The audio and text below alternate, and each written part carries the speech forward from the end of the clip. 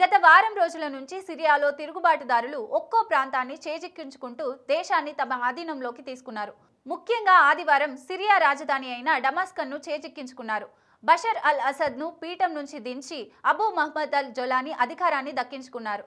తిరుగుబాటుదారుల చేతుల్లోకి దేశం వెళ్లడంతో అసద్ దేశం విడిచి పారిపోయారు. ఇదే అదునుగా చేసుకున్న ఇజ్రాయెల్ సిరియాపై దాడులు ప్రారంభించింది. మరోవైపు అంతర్యుద్ధం కూడా జరుగుతుండడంతో దేశ ప్రజలంతా ప్రాణాలు అరచేత పెట్టుకొని బతుకుతున్నారు. సిరియా పరిస్థితులను ప్రతిక్షణం పరిశీలిస్తున్న భారత్ అక్కడ ఉన్న భారత పౌరులను సేఫ్గా స్వదేశానికి తీసుకువచ్చేందుకు ముమ్మర ఏర్పాట్లు చేసింది. ముఖ్యంగా భారత విదేశాంగ శాఖ అక్కడ ఉన్న 75 మంది ఇండియన్లను సిరియా నుంచి భారత్కు తరలించింది.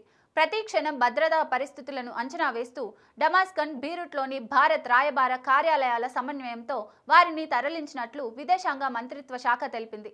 సిరియా నుంచి తరలించిన 75 మంది భారత పౌరుల్లో 44 మంది జమ్మూ కాశ్మీర్కు చెందిన వారు ఉన్నట్లుగా MEA X వేదికగా వెల్లడించింది.